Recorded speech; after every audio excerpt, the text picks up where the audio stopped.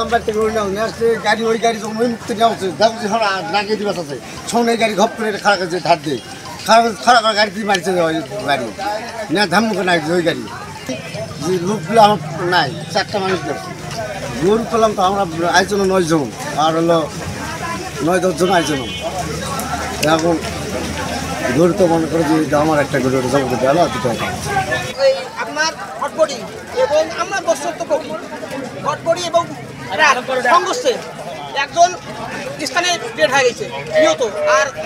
2 থেকে 3 জনের অবস্থা খুব আশঙ্কাজনক তাদেরকে হাসপাতালে পাঠানো হয়েছে ট্রাক্টর ড্রাইভার মারা গেছে আপনার হটবডি ড্রাইভার মারা গেছে তাকে কাটি বার করা হয়েছে